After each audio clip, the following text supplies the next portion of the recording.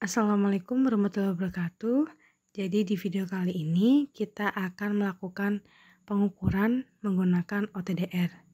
Tanpa berlama-lama lagi, mari kita mulai pengukurannya. Nah, sebelum kita ke OTDR, di sini kita akan menjelaskan terlebih dahulu mengenai link kabel.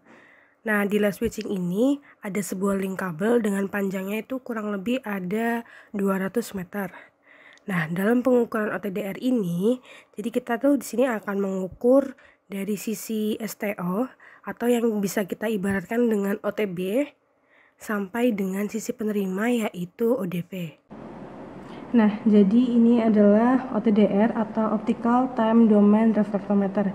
Nah, jadi OTDR itu merupakan salah satu peralatan utama yang digunakan dalam uji akhir kabel serat optik. Dengan OTDR kita memungkinkan sebuah link dapat diukur dari satu ujung ke ujung lainnya.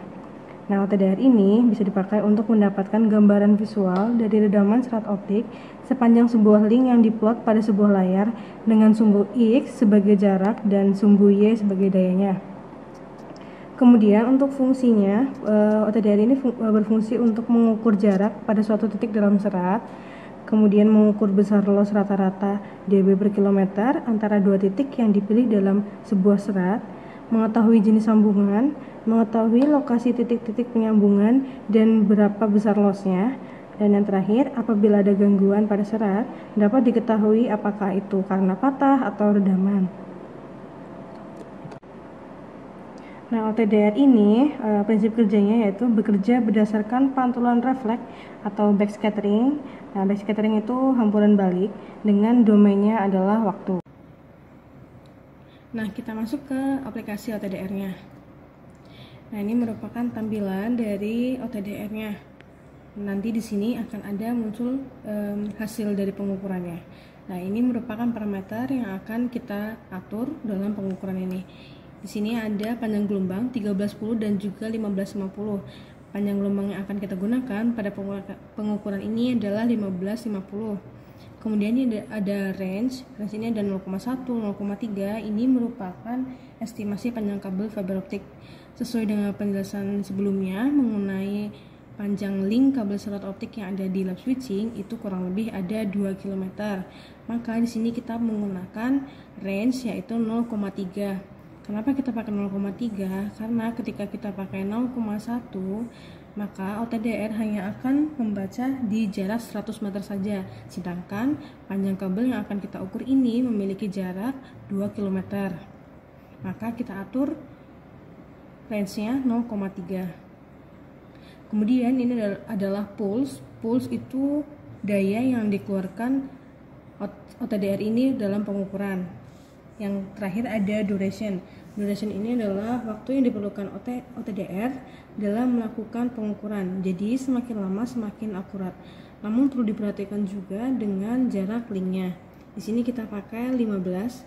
Setelah itu, setelah kita mengatur semua parameternya, kita klik start untuk mulai pengukuran.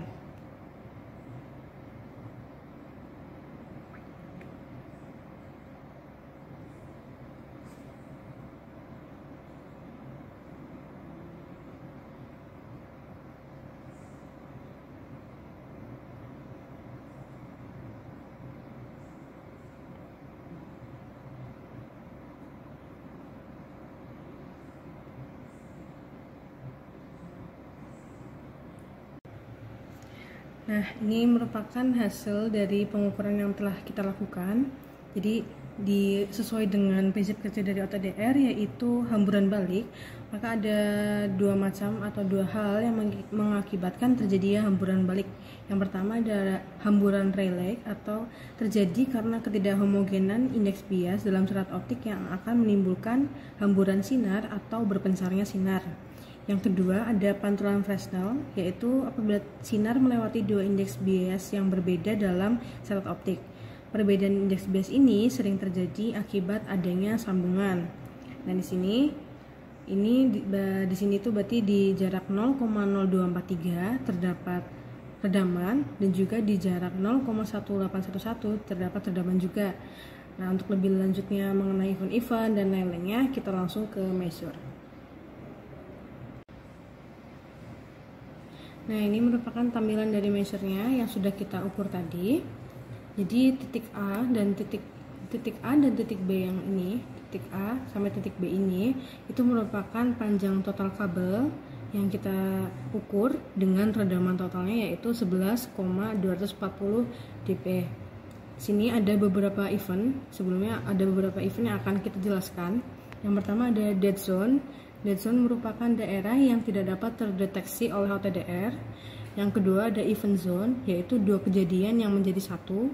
Yang ketiga ada dynamic range, itu adalah panjang maksimal pada jangkauan OTDR. Yang keempat ada end of fiber atau ujung kabel fiber optik. Yang kelima ada breakpoint, yaitu titik akhir yang dapat diukur. Nah, di sini kita jelaskan, kita tunjukkan bagian event-event mana saja yang terdapat di pengukuran kita kali ini. Nah, ini titik 1 ini merupakan daerah dead zone atau daerah yang tidak dapat diukur oleh OTDR. Ini biasanya terdapat di OTB atau STO. Lalu yang kedua, di sini kan ada gunungan kecil ya. Gunungan kecil ini merupakan bentuk event dari hasil sambungan splicing yang ada di joint closure. Kemudian yang ketiga ini merupakan end of fiber atau akhir dari fiber optiknya. Jadi ini tuh udah end of fiber. Kemudian untuk B ini merupakan titik akhir yang dapat diukur oleh OTDR. Jadi pada jarak B atau pada jarak 0,2054 km ini adalah jarak titik akhir yang dapat diukur oleh OTDR. Nah, tadi kan sudah dijelaskan apa saja yang mengakibatkan terjadinya hamburan balik, yaitu kan ada hamburan Rayleigh dan juga pantulan Fresnel. Namun sesuai dengan hasil pengukuran ini, maka hamburan balik yang terjadi disebabkan karena pantulan Fresnel. Kenapa? Ini karena pada titik 2 ini terdapat spacing atau sambungan. Nah, jadi itu tadi kita sudah melakukan pengukuran OTDR. Kurang lebihnya penjelasan dari kami seperti itu. Kami mohon maaf apabila ada kekurangan dalam menjelaskan pengukuran OTDR ini. Terima kasih, kurang lebihnya mohon maaf, semoga bermanfaat. Wabillahi taufiq wal hidayah. Wassalamualaikum warahmatullahi wabarakatuh.